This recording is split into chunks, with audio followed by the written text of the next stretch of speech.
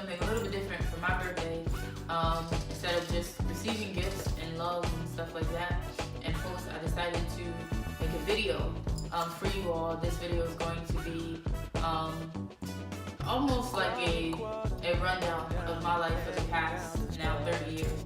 And whatever experiences or moments that come to mind or that I recall, it's my truth.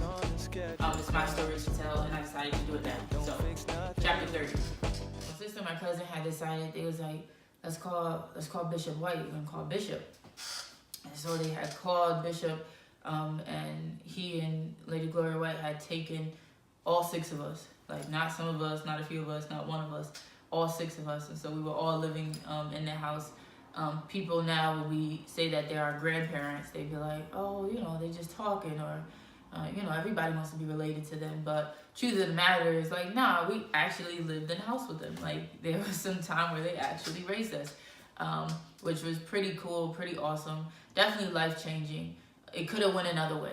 Had they not answered the phone, had they not taken us in, our lives could have been completely different.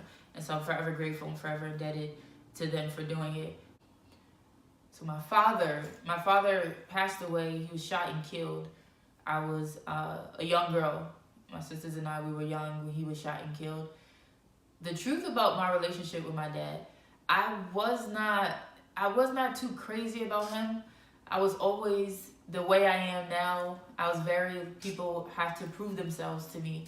I get along with almost anybody. I love everybody, but as far as being connected and close, like, you have to prove that. And so my father, he would do a lot of like, I'm coming to get y'all, I'm coming to see y'all, da-da-da-da-da, and then he wouldn't show up, or we'll see him a few days later, or we'll see him the next week. And so that, I guess that bothered me a little bit as a kid, more than I was willing to acknowledge. I remember my seventh birthday, my sister and I, me and Audrey, our birthdays are 5 days apart. We had a sleepover. I remember my father bringing the pizza, he brought the food. The next, I think he took all of our friends and us to Chuck E. Cheese. So I was like, this dude kind of cool. Like, he started growing on me. And then back in the day, when I was younger, if it was your birthday, you brought cupcakes and stuff to school. And so I remember the night before my birthday, he had drove up to our house and he took me to Stop and Shop. And he had taken me to get some cupcakes for my class the next day. I remember they were Elmo cupcakes. It was vanilla and chocolate cupcakes, and they were blue frosting, and some had white frosting, and some even had a little Elmo ring, like in the cupcake. I remember it like it was yesterday. I remember my mother waking us up in the middle of the night, and I guess in her nervousness, she was like, "Guess who died?" Like, you know, that's literally the way she worded it. I guess in her nervousness, and I could only imagine what was going through her head having to break this to her 3 daughters. But the first person that crossed my head was my father. And I remember thinking, like, no, that can't be true. And so eventually she told us, my sisters rolled on the floor, screaming, crying, hysterical. I did not shed a tear. I did not shed a single tear when I found out that my father had died, and nor at his funeral. And it wasn't until I was either 15 or 16 years old. So we're talking 8 or 9 years later. I remember it was a Father's Day. We went to church, came home, and I was on the back balcony, the back porch. And I remember just looking at the trees, and it's like something punched me in the gut. It's as if that was the first day I found out, like, hey, your father passed away. I cried for hours. I literally stood outside and I cried for hours, because that was the first day that I allowed myself to feel anything. I felt like, how can you allow yourself to get shot and killed when you have daughters? How can you do this to us? I didn't blame whoever killed him. I was blaming him. And it built a defense mechanism. Overall for me, I think most of my life, I am very cool. Most of you know I'm one of the coolest people ever. Well connected, but I don't trust myself getting close to people. It wasn't until I got close to my father, it wasn't until I started really loving my father that he passed away. And so it created a defense mechanism in me. And it taught me, do not get close to people. Because if you get close to people, they'll leave. Not necessarily die, but in general, they'll leave. And so that was my mentality. I didn't realize it At my job, I was teaching our students a lot about defense mechanisms. Talking about it a lot and trying to help them identify theirs and get over them and stuff like that. And I remember one day this girl challenged me and she was like, "What's your defense mechanism?" And I was like, "Excuse me? Like, mind your business. Like, I don't got no defense mechanisms. I'm perfect. Like, stay in the child's place." But she challenged me that day. And up until then, I literally have never thought about it. I done went through school and psychology classes and counseling classes, and I never thought, what are my defense mechanisms? Later on throughout life, I would realize how much I needed my father, something that I would have never verbally admitted. I think that sense of protection that a girl feels from her father is what I was missing the most. But 2 years ago, I was like, man, if my dad was here, he would take care of it. Criticism. I received a lot of criticism, a lot unwarranted. But there were a lot of things that I was criticized about, especially when I was younger in those teenage years, I felt like was very unfair. I literally remember one day somebody calling my mother and having her on the phone for a while, and they were telling her that I had a close friend at the time, and it was like, "Hey, I think you should really watch Sasha, because I think that she has this obsession or this love for her close friend at the time." Because I was, I guess, a little more tomboyish. I hate to say it because I didn't see myself as that. I was the way that I wanted to be. I was the way I like to be. I was just more comfortable in sneakers. I didn't want to go to the mall. I wanted to play basketball. I wanted to ride a bike. I liked sports. I got along better with guys because they were less chatty and less drama and stuff like that. It probably was, like I said, those teenage years where I first started hearing people say certain things like, you should be more girly and you should be into here, and why you like basketball so much, and you should dress up more, and you shouldn't wear pants, and you shouldn't wear sweatpants and stuff like that.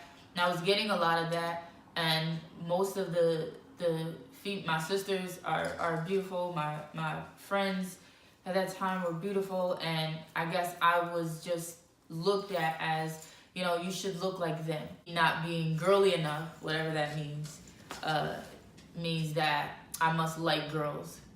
And that's a tough assumption to put on somebody. That's something that, regardless of how people look or appear or what their interests are, for me personally, like, I never just jump to the gun and be like, "Oh, you're this or you're that," because they could absolutely not be this or that. I'm proof of that. So I overcame a lot of that. I'll be honest, I overlooked a lot of it.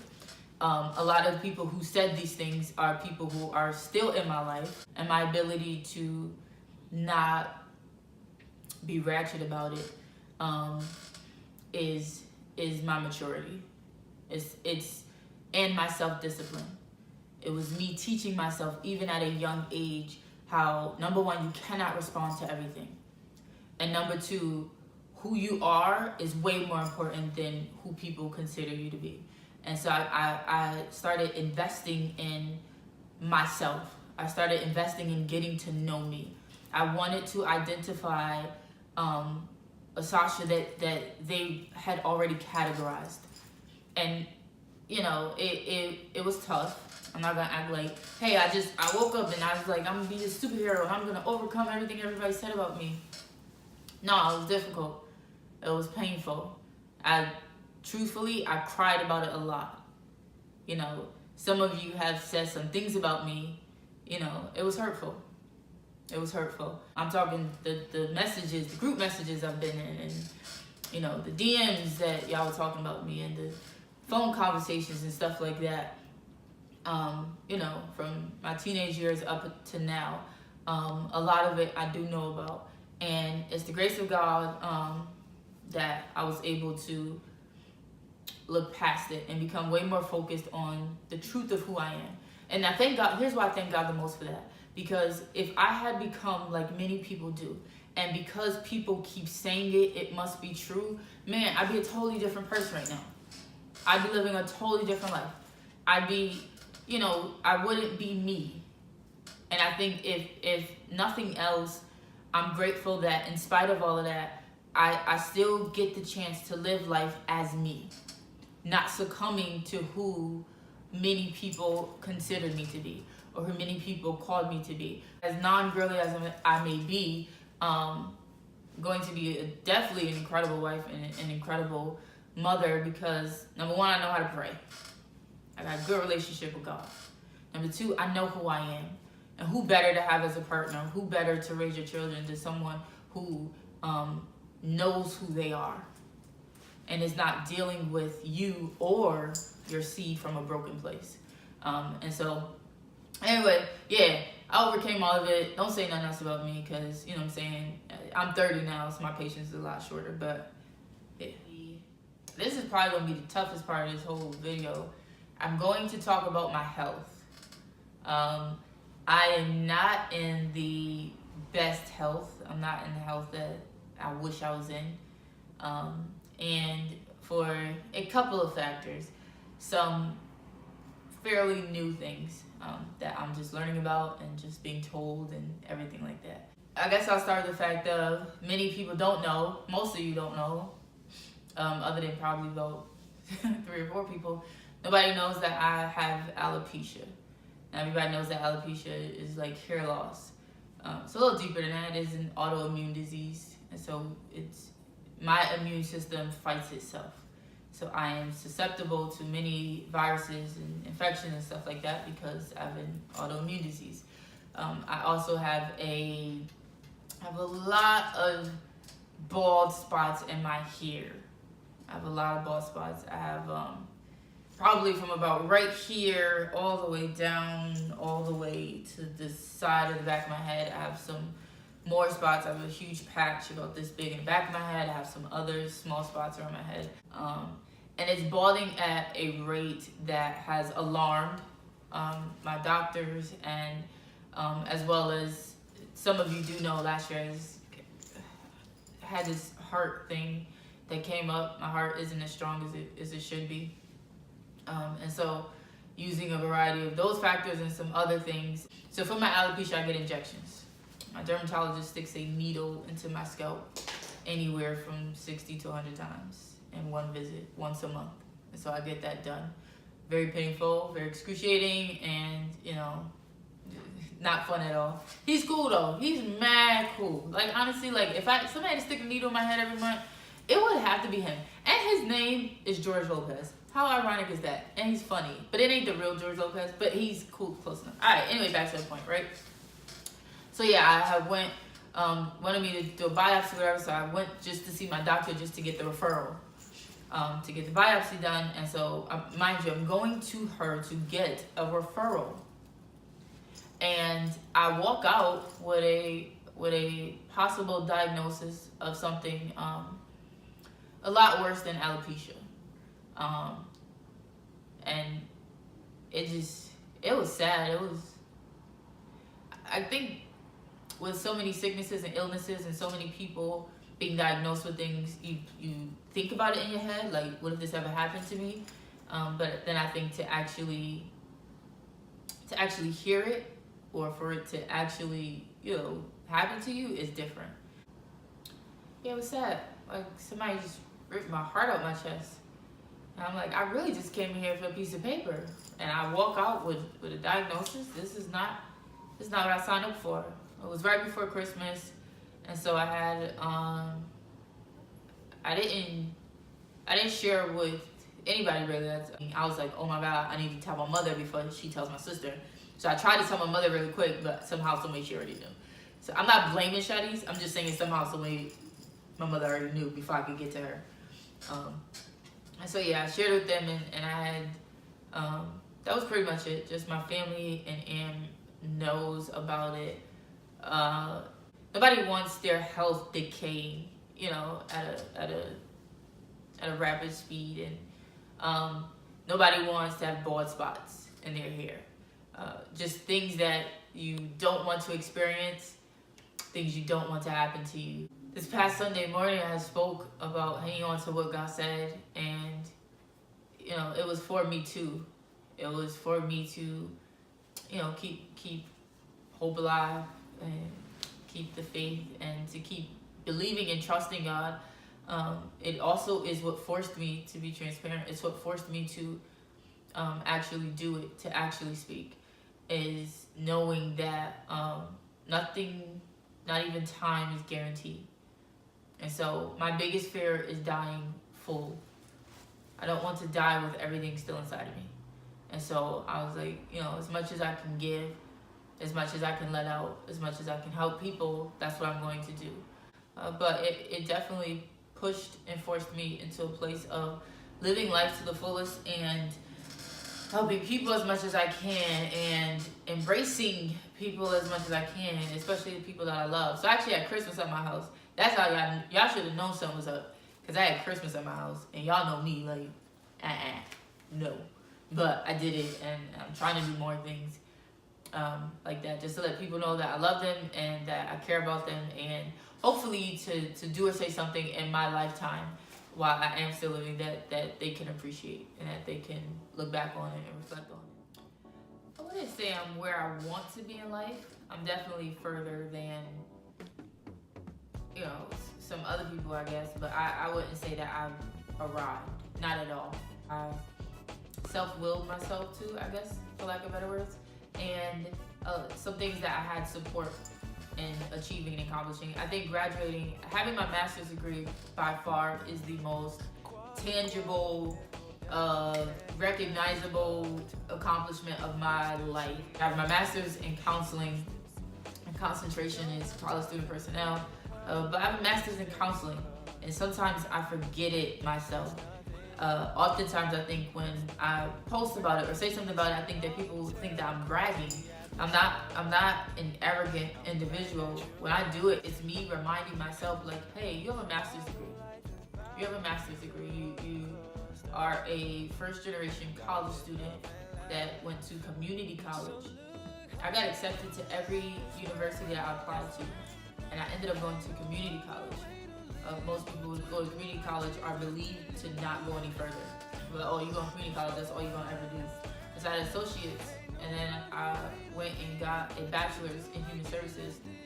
And then, some crazy idea, I had to get a master's degree. To be honest, I don't have my dream job, which is what I expected to do right there. I thought I'd be having my dream job, dream house, car, you know how we do. We give ourselves an age limit. Thank God that he doesn't operate through time, because, you know what I'm saying, I'll be screwed. But there was some accomplishments that I hoped to have had, and then there's some things that I never saw myself accomplishing, such as having a master's degree and doing it well, finishing with a 3.9 GPA. But I did it, and it's the one thing that no one can ever physically take away.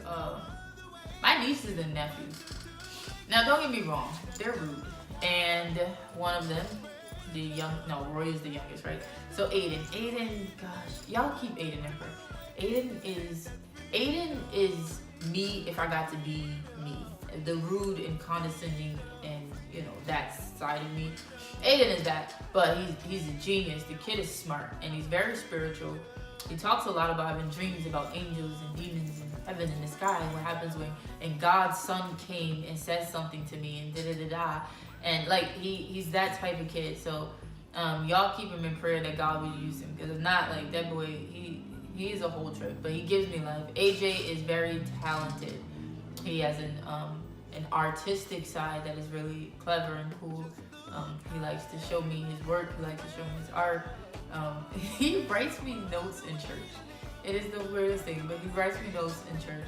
And it's so cute. And I love seeing them. They bring me joy. Roya is grown. Roya is an adult. So y'all think she's, 5 or 6? But royalty has been here before a few times. So Roya, she brings me life too. She loves Amber so much. So she tells her mother, I want to go to LaSaisha house. That's her way to get here, but then she gets here and she's just with Amber the entire time. She loves Amber. She calls my phone and she says, where's Amber? She has an iPad now, so the other day I took a picture of her. She was like, ooh, send that to my iPad. And so, yeah, I didn't know what to say, so I just sent it because she told me to. The point of the matter is that, I love them. They're kids. They bring joy. They don't they don't want anything from me besides like, can you pour me some juice? Can you give me some chips? Can you tie my shoes? Stuff like that. And because I live a life that I'm constantly emotionally pulled on, it's refreshing to just be Auntie Sasha. Although none of them call me Auntie Sasha unless they want something. Sanaya is my oldest niece, and she is my project child. Sanaya is, she has my heartstrings because I think I was younger, of course, when my sister had her, and so I almost feel like I raised her. We are developing a very unique bond. We text a lot, we talk a lot. We talk a lot about deep stuff. She saw my video from Sunday and she said, so you're a prophet? And I said, no. She was like, well, it looks like it because you was telling people stuff. You know, that's what prophets do. And she said to me, she was like, okay, so how do I get that? But yeah, it was cool. She's my project child. She has my heart in a very strong way. My younger siblings, those are my people. Destiny, Cash, my boy, he's in college. Y'all pray for him and send him money because he's in college. If you've been in college, you know how it is. And then Chase, that's my boy. We definitely gotten closer as he's gotten older. We've always been close. My brothers and I have always been close. But definitely as he gets older, we get even closer. Aji and Shadice, those are my sisters. We are the definition of sisters. We are the definition of sisters because we will fuss and fight and argue and then be like, yo, send me $5 and be like, all right, but you better give it back on Friday. All right, I got you. But it's like, didn't we just argue? Didn't you just say he's blocking me? Like stuff, like we're like that. Like we can say whatever we want to each other, but nobody else better not say nothing about you. We're like that. So I love my sisters. I thank God for them. I actually admire my sisters. I admire their work ethic. They are bosses. Like my sisters are bosses, and they will never be anything less than a boss. And so I hope to someday be a boss because they're bosses. My best friend, Amber's my best friend. Y'all know that. I know that she is grateful to God that I came into her life, you know, and just changed it and saved her life. No, Amber's my best friend. She definitely changed my life. She has saved my life on more than one occasion. She came out the blue. She didn't like me when she first met me. That's the truth. She ain't gonna tell you that. She literally was like, who are you and why are you in my face? That's the first thing she said to me. Yet, you know, we've been best friends for almost 10 years. And she has meant more to me than she'll ever know, and her consistency. If you meet Am, she's consistent. Very consistent in the nature of who she is. And she hasn't changed. And so I give a lot of accolades to her parents for raising her to be the way that she is right now. And if you're watching this, and which you are because you're recording it, you should definitely thank me because that was so sweet of me. That was so sweet of me. She hates when I say that. Whenever I do something nice, I say, wasn't that sweet of me? My mother, that's my homie, you know, with all due respect. Don't beat me. But like, yeah, my mother, she's one of the wisest women that I know. Definitely one of the strongest. You have 7 kids, you're strong. Like automatically, you're a bodybuilder. It is what it is. You're a she-roll. No one can take that away from you. You can pick up an elephant and throw a car. You have 7 kids, and gracefully, and we're all good looking. Like she has 7 kids that are good looking. Like I don't have no ugly siblings. Every once in a while, 1 or 2 of them will make me nervous, but for the most part, they're pretty good looking. And I definitely, you know, thank God and my mom for giving me some pretty good looking siblings. I pray for her, you know, constantly that God will do everything that he promised her, and she's well deserving of it.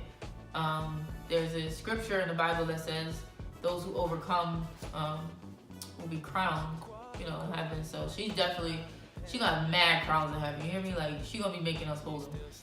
She's definitely going to be crowned because she's overcome a lot and continues to go and has taught us to keep hope and faith in God. I don't care what's going on. Oh well.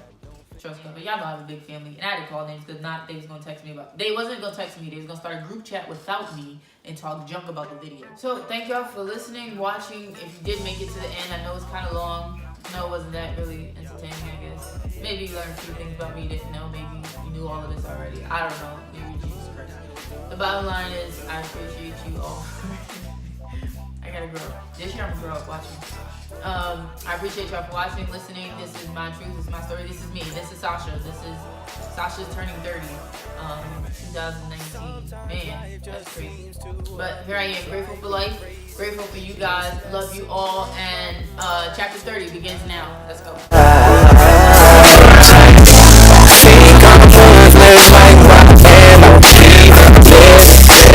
Wasting, taking the place and time.